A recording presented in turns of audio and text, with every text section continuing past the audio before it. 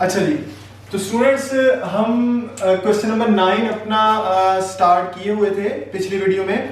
तो पिछली वीडियो के साइज के मुताबिक वो वीडियो ख़त्म हो गई थी, तो वो कट हो गई, तो मैं यहीं से जो है वो अगला लेक्चर जो अपना स्टार्ट कर रहा हूँ। तो क्वेश्चन नंबर 9 हमारे पास है कि आपने एच फाइंड करना है और ए बी सी जो है वो वर्टिसेस हैं राइट ट्रायंगल के और राइट एंगल एट ए है। इस क्वेश्चन को अगर आप ध्यान से देखें तो इसमें हमने ये नहीं बताना कि ये राइट ट्रायंगल बनाते हैं पॉइंट या नहीं बनाते, जैसे हमने पिछले क्वेश्चन में बताया था। इस क्वेश्चन में हमें ये पहले पता है कि वो राइट ट्रायंगल है और हमें ये भी पता है कि एंगल 90 किस वर्टेक्स के ऊपर है। इसका मतलब ये केस 2 है जो हमने पिछले एक्सरसाइज में पढ़ा था। In right triangle the right angle at A पे हो, बी पे हो, सी पे हो, तो हमें कंफर्म होता है कि ये राइट ट्रायंगल भी है और ये 90 का एंगल भी है। इसका मतलब ये है कि ये राइट ट्रायंगल है, हमें पता है, और 90 का एंगल कहां पे बना हमें पता है। बस हम लोगों ने ये एच निकालना है, तो ये क्वेश्चन पिछले से चेंज हो गया। तो मैं अगर इसकी फिगर को बनाऊं तो देखिए, मैंने जो राइट एंगल बनाना है, 90 का एंगल बनाना है, वो मैंने ए पे बनाना है, तो मैंने ए पे 90 का एंगल बना दिया।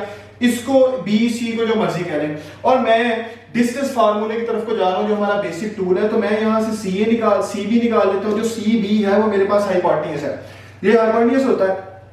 तो सी बी कैसे निकालूंगा, एक्स वाले के अंदर से एक्स वाला माइनस करेंगे, ये फार्मूला जो हमने डिस्टेंस फार्मूले का लिखा था, और वाई वाले के अंदर से वाई वाला माइनस करेंगे, ये फार्मूला। तो आप देखिए 2 माइनस माइनस प्लस 6 8 हो गया, 8 का स्क्वायर होता है 64, प्लस 7 प्लस 7 14, 14 का स्क्वायर होता है 96। तो आपने इन दोनों को ऐड किया तो आंसर आ गया 260। ये 260 मेरे पास हाइपोटेन्यूस है। इस तरीके से मैं निकाल लेता हूं सी ए। तो सी ए मेरे पास बेस होगा, देखिए सी ए वैसे ही, ये सी है, ये ए है, जिस पर जा रहे हैं ए पे जा रहे हैं ना, यहाँ पे देखिए ए है, ए पर जा रहे हैं, तो एक्स वाले के अंदर से एक्स वाला माइनस कर दें और वाई वाले के अंदर से वाई वाला माइनस कर दें, उसका स्क्वायर ले लें, तो ये यहीं पे खत्म हो गया बस। तो ये h प्लस 6 का होल स्क्वायर और 1 प्लस 7 8 का स्क्वायर 64 होता है। और इसी तरीके से मैं ए बी भी निकाल लेता हूं। तो ए बी मेरे पास होगा एक्स वाले के अंदर से एक्स वाला माइनस कर दें, उसका स्क्वायर, और y वाले के अंदर से y वाला माइनस कर दें, उसका स्क्वायर। तो ये 7 में से 1 निकालेंगे 6 का स्क्वायर 36 है। ये डिस्टेंस फार्मूले की हेल्प की वजह से हमने तीनों चीजें निकाल ली।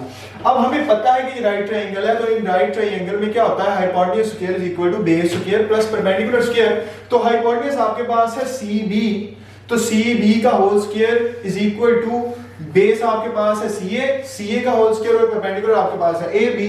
तो आपने इनकी वैल्यूज लगा दी तो स्क्वायर स्क्वायर रूट से कैंसिल हो गया। अब आपने सिर्फ इसको सॉल्व करना है। ये 260 वैसे ही है, a प्लस बी का होल स्क्वायर है, a square plus B square plus 2ab। ऐसे ही a माइनस बी का होल स्क्वायर है, तो a square plus B square minus 2ab, और आगे आपके पास वैसे ही 36 वैसे ही 64 वैसे ही। अब जो कांस्टेंट्स हैं आप उनको एक तरफ ले जाएं और h वाली वैल्यूज को एक तरफ रख लें। तो ये 260 इधर है, ये 64 भी माइनस हो गया, 36 भी माइनस हो गया, ये 36 भी माइनस हो गया, h भी इधर माइनस हो गया, और x स्क्वायर और h square related 2h square हो गए। 12h में से 4h निकाले तो 8h बच गया।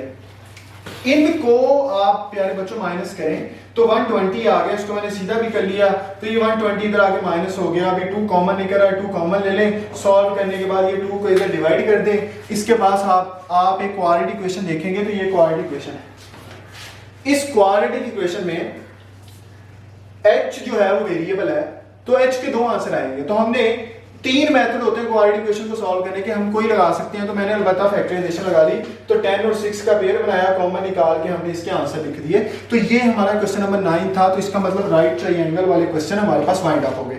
राइट ट्रायंगल वो जिसमें हमें ये नहीं पता होता कि 90 का एंगल कहाँ पे है, या राइट बनती है या नहीं बनती, और वो वाला क्वेश्चन जिसमें हमें ये पता है कि 90 का एंगल कहाँ पे है। तो ये दोनों क्वेश्चन हमने कर लिए हैं। अब हम आगे की तरफ को चलते हैं। क्वेश्चन नंबर 8 भी है स्मार्ट सिलेबस में इसका, तो क्वेश्चन नंबर 8 में लिख रहा हूँ, देखिए शाबाश।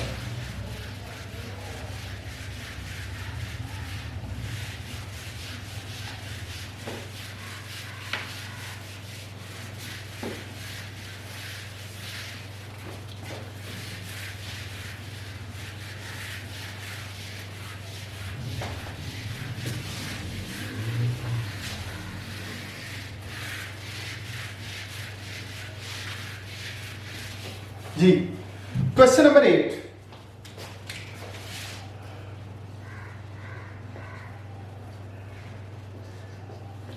तो ये लेक्चर 2 का ही बी पार्ट है हमारा, ठीक है, बी पार्ट की वीडियो कंटिन्यू है। तो क्वेश्चन नंबर 8 है, द पॉइंट ए -5 और -2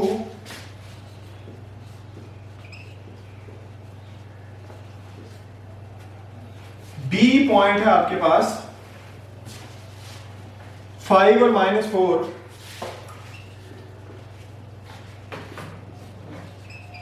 are end points of diameter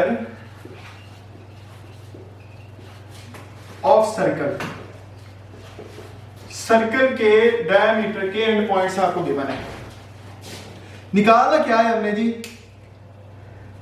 find the centre and radius. Find centre and radius of circle. ये क्वेश्चन है हमारे पास।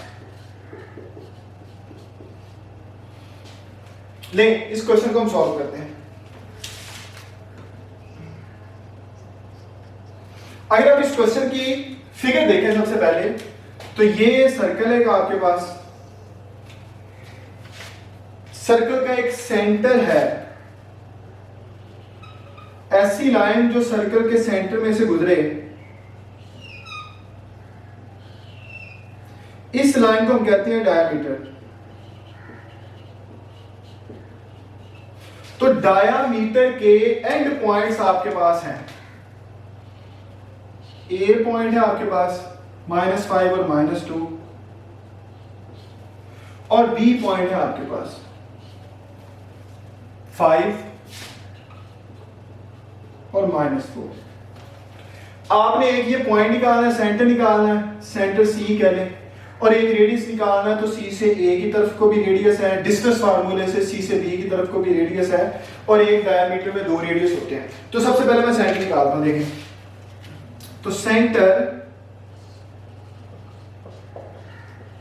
सी कैसे निकालेंगे? सी निकालने का तरीका है, दोनों के x वालों को, मैंने पिछली वीडियो में दिखाया ये फार्मूला आता है, तो ये दोनों के x वालों को जमा करके 2 पे डिवाइड कर दें, और दोनों के y वालों को ऐड करके 2 पे डिवाइड कर दें। तो आप इनमें वैल्यूज लगा दें बस। तो ये आपके पास -5 और 5 को ऐड करें और 2 पे डिवाइड कर दें, और -2 और -4 को ऐड करें और 2 पे डिवाइड करें। तो C मेरे पास फाइनली ये निकला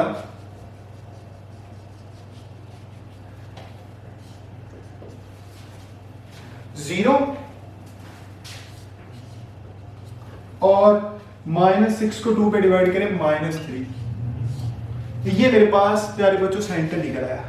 तो सेंटर के बाद मैंने रेडियस निकालना है। अब रेडियस निकालने के लिए सेंटर की जरूरत थी, या मैं सी ए निकाल लेता हूं, ये भी रेडियस है, या मैं सी बी निकाल लेता हूं। तो मैं रेडियस निकालता हूं, दोनों सेम ही होंगे। रेडियस निकाल लेते हैं, ऐसा करें सी बी निकाल लें। ये तो सी आपके पास ऊपर गिवन है, सी पॉइंट है आपके पास 0 और -3, और बी पॉइंट है आप लोगों के पास 5 और -4, और इनके में डिस्टेंस निकालें तो सी बी जो कि रेडियस होगा वो आपके पास होगा डिस्टेंस फार्मूले की हेल्प से, x के अंदर से x वाला माइनस करें और y वाले के अंदर से y वाला माइनस करें। Radius is equal to 25 plus -4 plus 3 -1, 1 का स्क्वायर 1 होता है, तो आंसर आ गया स्क्वायर रूट 26। तो आपने इस तरीके से प्यारे बच्चों रेडियस भी निकाल लिया, और आपने इस तरीके से सेंटर भी निकाल लिया जो आपको नजर आ रहा है। तो ये आपका क्वेश्चन नंबर 8 था जो माइंड अप हो गया। अब क्वेश्चन नंबर 8 जैसे ही हम लोगों ने कर लिया है, अब सिर्फ हमने कोऑर्डिनेट सिस्टम की थ्योरी के बारे में कुछ बातें करनी है। वैसे मेरा पहला लेक्चर जो था वो कंप्लीट इसके ऊपर था, तो मैं इसके क्रॉस सेक्शनल व्यूज वगैरह आपको बता दूं। देखें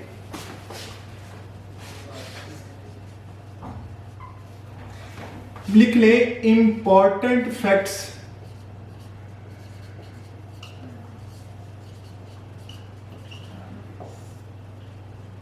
क्या है प्यारे बच्चों इंपॉर्टेंट फैक्ट्स?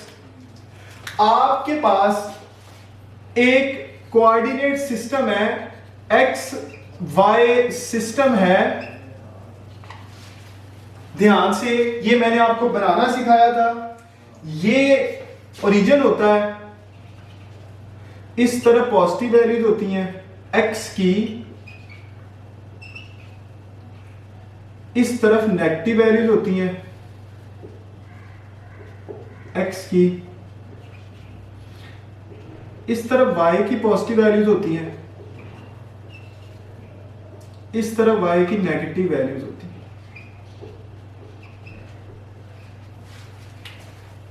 ये जो टॉप वाला है इसको हम लोग कहते हैं वाई एक्सिस, और ये जो है इसको हम कहते हैं एक्स एक्सिस।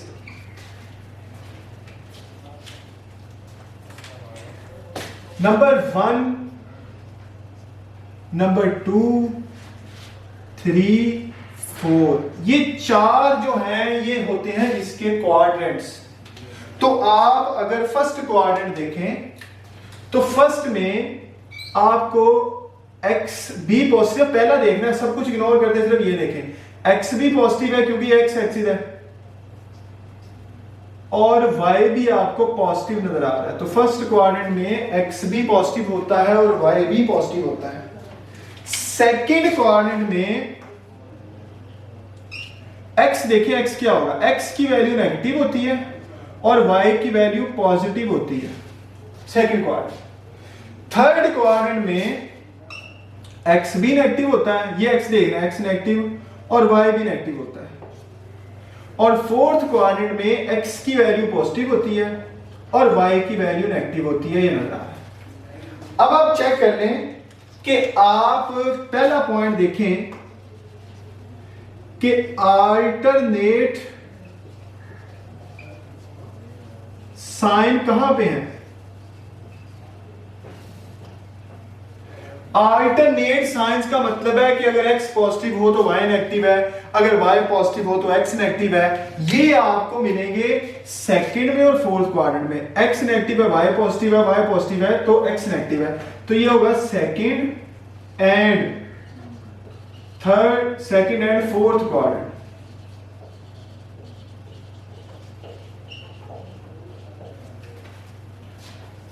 सेकंड वाला पॉइंट सेम साइन,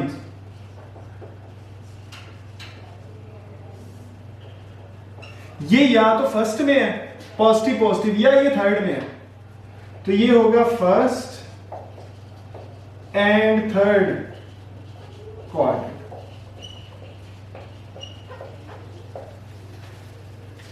इस पूरे सिस्टम में यहां पे फर्स्ट क्वाड्रेंट में जो भी पॉइंट आएगा वो दोनों पॉजिटिव होंगे, यहां पे नेगेटिव पॉजिटिव होगा, यहां पे नेगेटिव नेगेटिव होगा, यहां पे पॉजिटिव नेगेटिव होगा। ये इस तरीके से चेन हमने चला दी है। अच्छा, ओरिजिन पॉइंट जो है थर्ड वाला,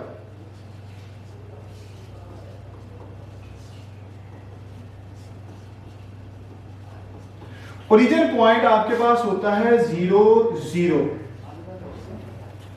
इस 0 0 को आप ऐसे भी लिख सकते हैं, इस 0 0 को मैं ऐसे भी लिख सकता हूं, नेगेटिव का 0 और 0, तब भी ये यही है, ये सेम ही है सारी की सारी। इसको मैं ऐसे भी लिख सकता हूं, नेगेटिव का 0 और नेगेटिव का 0। इसको मैं ऐसे भी लिख सकता हूं कि 0 पॉजिटिव का और नेगेटिव का 0। इन सभी में कोई फर्क नहीं है क्योंकि नेगेटिव 0 भी 0 ही होता है, पॉजिटिव 0 भी 0 ही होता है। इसका मतलब ओरिजिन के बारे में अगर आप ये गुमान करें कि दोनों सेम साइन है, ये फर्स्ट क्वाड्रेंट में होगा, सिर्फ ये सोचना कि ये फर्स्ट में ही है, ये आप गलती कर रहे हैं। या ये सोचना कि ये सिर्फ थर्ड ही आप गलती कर रहे हैं क्योंकि सेम साइन वहीं पे होते हैं। ये ओरिजिन आपको हर तरह की कंडीशन को सेटिस्फाई करता हुआ नजर आएगा। तो इस ओरिजिन के बारे में इंपॉर्टेंट चीज ये है कि ये स्पेशल पॉइंट है, ये स्पेशल पॉइंट है, और स्पेशल पॉइंट इसी वजह से है क्योंकि आप इसके बारे में डिसाइड नहीं कर पा रहे कि ये कहां पे है, इसलिए आपने इस पूरे प्लेन में सिर्फ इस एक पॉइंट को इतनी इंपॉर्टेंस दी हुई है क्योंकि जीरो नेगेटिव में, जीरो पॉजिटिव में जीरो ही होता है और कुछ नहीं होता। तो इस वजह से ये थर्ड पॉइंट के ऊपर फोकस कर लें। आप ना कहें कि ओरिजिन सिर्फ फर्स्ट में है, ओरिजिन आपको फर्स्ट की बाउंड्री पे भी नजर आ रहा है, ओरिजिन आपको सेकंड की बाउंड्री पे भी नजर आ रहा है, ओरिजिन आपको थर्ड की बाउंड्री पे भी नजर आ रहा है, ओरिजिन आपको फोर्थ की बाउंड्री पे भी नजर आ रहा है। तो कहना है कि ओरिजिन सभी में है, जो आपको ये क्लियर कर रहा है। और ये जो मैंने आपको एक एग्जांपल सेट करके दी है इसके मुताबिक है सब कुछ। अच्छा, आपका जो क्वेश्चन नंबर 1 है जी 4.1 एक्सरसाइज, उसमें लिखा हुआ है describe the location of in the plane of point, कि पॉइंट जो है इतने पॉइंट है, वो पॉइंट इस प्लेन में कहां पे होगा। इसके पार्ट के ऊपर बात कर ले तो इसका पार्ट नंबर है 6 नहीं है वैसे, 7, 8 और 9 है।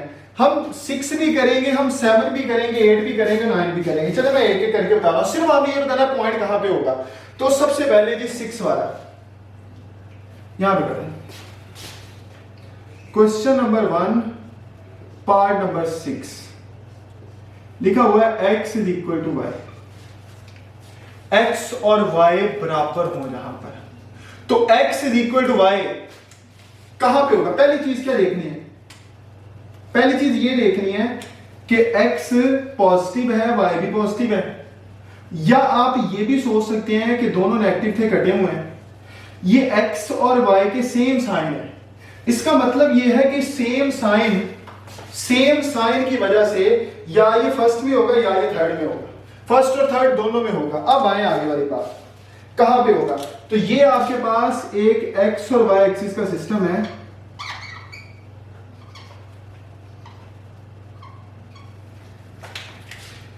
ये एक लाइन है जी, ये वो लाइन है जो फर्स्ट और थर्ड क्वाड्रेंट को बाइसेक्ट कर रही है।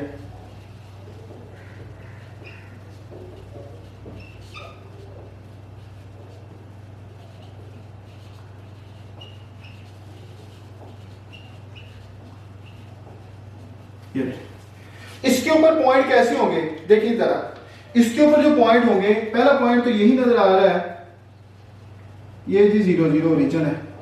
अगर आप कोई और पॉइंट लेंगे तो ये पॉइंट पता क्या होगा, x की वैल्यू भी 1, y की वैल्यू भी 1, इस लाइन के ऊपर सारे सेम पॉइंट आएंगे। दूसरा कोई लेंगे वो होगा 2 और 2, ऐसे आगे लेंगे तो पीछे की तरफ को आएंगे तो होगा -1 और -1 थर्ड क्वाड्रेंट में आने की वजह से। इसी तरीके से पीछे कोई लेंगे तो होगा -2 और -2। तो आप इस पूरी लाइन के ऊपर जो भी पॉइंट लेंगे, पहली वैल्यू x की होती है, दूसरी वैल्यू y की होती है, तो x और y आपको सेम नजर आएंगे। लिखो x is equal to y।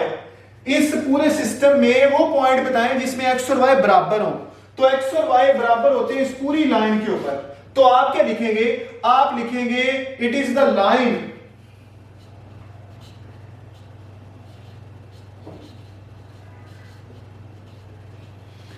bisecting first and third quadrant।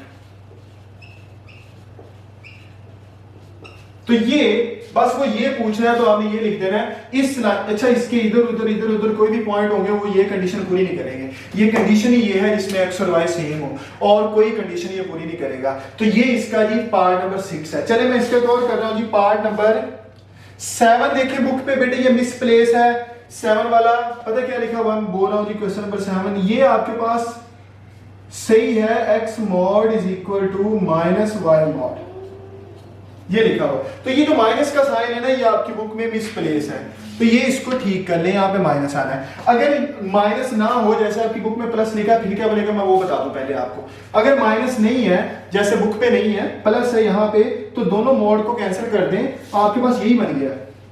और अगर माइनस ना हो प्लस हो तो आप यही लिखेंगे। लेकिन अगर माइनस है तो आप इसको जरा सोच के देखें कि ये ऐसे लिखा हुआ है x is equal to -y, कि ऐसा पॉइंट जो इस कंडीशन को सेटिस्फाई करे। ऐसा कौन सा पॉइंट है जो इस कंडीशन को सेटिस्फाई करता है, आइए जरा मैं आपको बताऊं। अगर आप लोग देखें इस पूरे प्लेन में, अब कोई पॉइंट लेने, ये देखो ये x की वैल्यू 1 है, y की वैल्यू 1 है, तो x y के इक्वल तो है, लेकिन हमने बताना है कि x माइनस वाई के इक्वल हो। आपको उस पूरे प्लेन में कोई ऐसा पॉइंट नहीं मिलेगा जिसमें x की पॉजिटिव वैल्यू y की नेगेटिव वैल्यू के इक्वल हो, सिवाय एक पॉइंट के। वो पॉइंट ये स्पेशल पॉइंट है ओरिजिन, क्योंकि ओरिजिन में पता क्या है, आप यहाँ पे 0 0 पुट करके भी देखें तो ये 0 इज इक्वल टू 0 ही आएगा, और आप इस पूरे प्लेन में कोई पॉइंट पुट करके देखें, कभी ऐसा नहीं होगा कि ये सेम आए, हो ही नहीं सकता ये सेम आए। तो इस वजह से आप लिखेंगे only special point satisfied the condition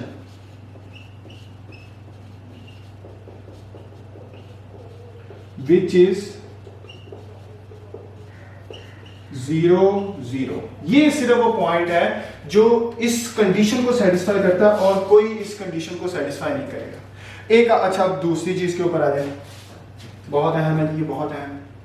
क्या है जी ये दूसरी कंडीशन? पहली चीज पे अगर कोई बच्चे इसको ऐसे देखता है कि सर इस तरफ पॉजिटिव है, ये ओरिजिन 0 0, ये सर तो सारे कोऑर्डिनेट में होता है, आपने अभी बोला कि ये सारे कोऑर्डिनेट में होता है, इसके ऊपर क्या फैक्ट है? देखिए यहाँ पे जब मैं लिखता हूँ ना x इक्वल टू, बहुत डीप पॉइंट है, बहुत डीप पॉइंट है, ध्यान से। यहाँ पे लिखा हुआ है x पॉजिटिव हो तो y नेगेटिव होगा। अगर ये नेगेटिव इधर ले जाए, x नेगेटिव हो तो y पॉजिटिव होगा। डिफरेंट साइंस है, जो डिफरेंट साइंस है वो कहां पे आते हैं? देखो, alternate sign give second and fourth quadrant, ये सेकंड क्वाड्रेंट होगा या फोर्थ क्वाड्रेंट। आप क्लियर कर ली इस बात को कि ये जो ओरिजिन है जो इस कंडीशन को सेटिस्फाई कर रहा है, ये ओरिजिन अब आपको कौन कौन से क्वाड्रेंट वाला दिखा रहा है? ये आपको सेकंड वाला और फोर्थ वाला दिखा रहा है। अब यहां पे ये कहना बिल्कुल गलत होगा कि ये ओरिजिन वही है, या मिस गाइडेंस होगी, या कॉन्सेप्ट क्लियर नहीं होगा कि ये ओरिजिन वही है जो आपको फर्स्ट के एंड पे भी नजर आता है। ओरिजिन तो वही है, लेकिन यहाँ पे स्पेशली प्योर कंडीशन में ये ओरिजिन वो है जो आपको सेकंड और फोर्थ पे नजर आ रहा है। तो इसलिए क्लियर कर लें, मेरी इस ओरिजिन पॉइंट वाली बात को डिटेल से समझ लें। चलिए इसके एक पार्ट और है जी, मतलब फॉर एग्जाम्पल इसका 8 वाला पार्ट है, मैं 8 वाला पार्ट कर रहा हूँ इसका।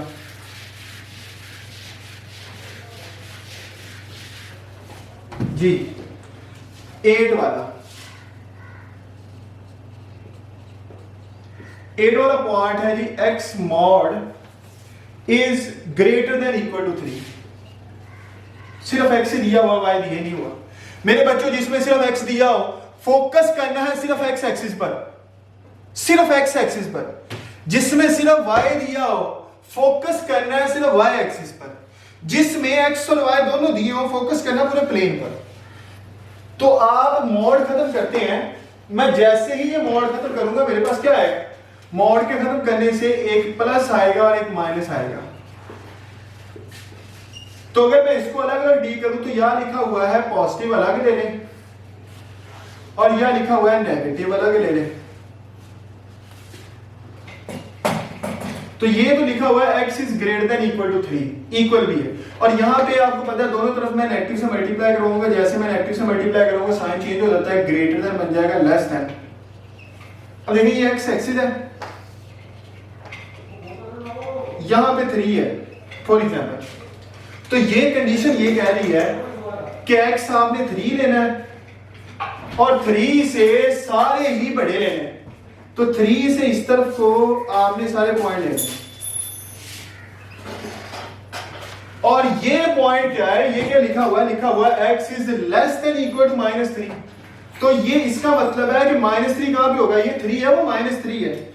तो 3 के बाद यहां पे 2 आएगा, 1 आएगा, 0 आएगा, -1 आएगा, -2 आएगा, -3 आएगा। अब बात हो रही है जी इस -3 की। देखें -3 ये वाला पॉइंट और इससे छोटे सारे लेने हैं, तो इस तरफ को हम लेंगे। यानी कि इसका मतलब, इन दोनों का मतलब है कि वो पॉइंट्स लेने हैं जो इस रेड कलर के टारगेट एरिया में आ रहे हैं, रेड कलर वाले एरिया में आपको मिल रहे हैं। तो ले, मैं फिर इसको लिखूंगा क्या? मैं लिखूंगा the set of all the points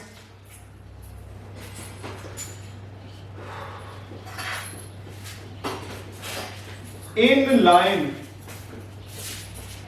satisfy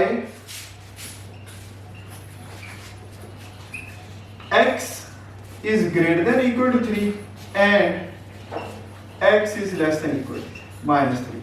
तो मैंने ये लिख तो दिया, अगर मैं आपको ये ना बना के दिखाता तो आपको इसके मीनिंग क्लियर ना होते। मतलब कि इस सारी कंडीशन का मतलब ये है कि सिर्फ इधर पॉइंट नहीं आएंगे। तो आपको पता है मैं इसको अगर एंटी टेस्ट में क्वेश्चन देता तो मैं क्या लिखता, इस सारी लाइन को मैंने आपको पहले लेक्चर में बताया इसको रियल लाइन कहते हैं। तो अगर मैं इसको एमसीक्यू बना के देता तो मैं एमसीक्यू में आपको ये कह सकता था कि सारे ही रियल नंबर आ सकते हैं, बस आपने क्या करना है -3 और 3 के दरमियान वाले भी लेने। तो मैं ऐसे लिखता जी -3 और 3 के दरमियान वाले। इसका मतलब है कि -3 और 3 शामिल नहीं है, क्योंकि ये तो हमने इधर लिए हुए, तो -3 इक्वल है -3 आ सकता है, तो इसलिए हमने क्लोज ब्रैकेट लगा देनी है। तो इसका मतलब है -3 और 3 के दरमियान वाले जो है वो निकाल दें, बाकी सारे के सारे आपको नजर आएंगे। तो ये आपको अगर क्वेश्चन एंटी टेस्ट में या एमसीक्यू में आता तो ये ऐसे आता, इसी को लिखने का ये तरीका। और ये आप कहाँ पे देखते हैं, ये आप लोग सेकेंड ईयर में चैप्टर नंबर 1 में जब आप स्क्वायर रूट वाले फंक्शंस की डोमेन निकालते हैं या रेंज निकालते हैं तो वहां पे आप ऐसी चीजें डिस्कस करते हैं। अच्छा, अब लास्ट वाला पार्ट है इसका,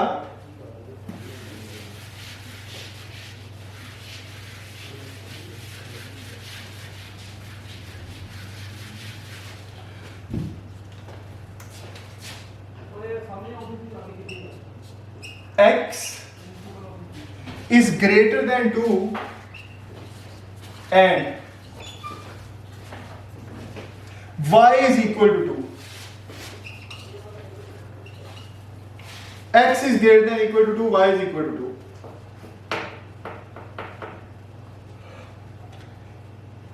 इसका क्या मतलब है, x और y दोनों दिए हुए, चेक करें। ये x और y एक्सिस का सिस्टम है, x की वैल्यू 2 से बड़ी है, 0 यहां पे होगा, यहां पे 1 होगा, यहां पे 2 होगा, तो 2 से बड़ी है, मतलब इस तरफ को लाई करें। और y की वैल्यू भी, y की वैल्यू 2 है, तो y की वैल्यू 2 कहां पे होगी ये चेक करें। ये होगा 1 और ये होगा 2, तो ये लाइन होगी जी y की वैल्यू 2 की, ये लाइन होगी। इस पूरी लाइन में क्या है ना, इसको ये यहां से शुरू हो रही है, यहां पे ये लाइन सेगमेंट है, ये यहां तक बनाए और इस तरफ को ये चलती जा रही है। क्या कहेंगे इसको, इस लाइन के ऊपर जितने भी पॉइंट है, चेक करो जरा।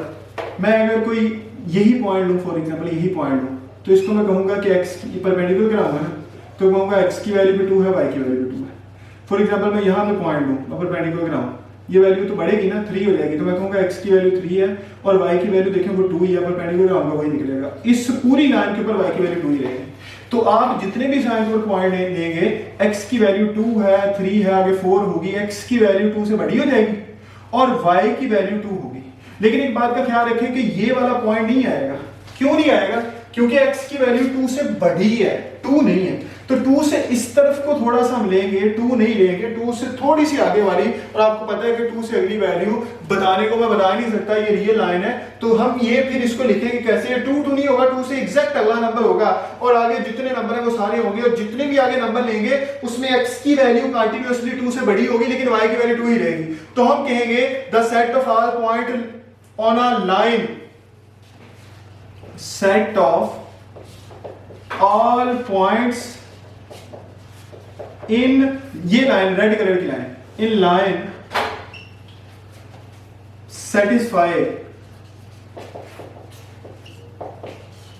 x is greater than 2 and y is equal to 2 ले।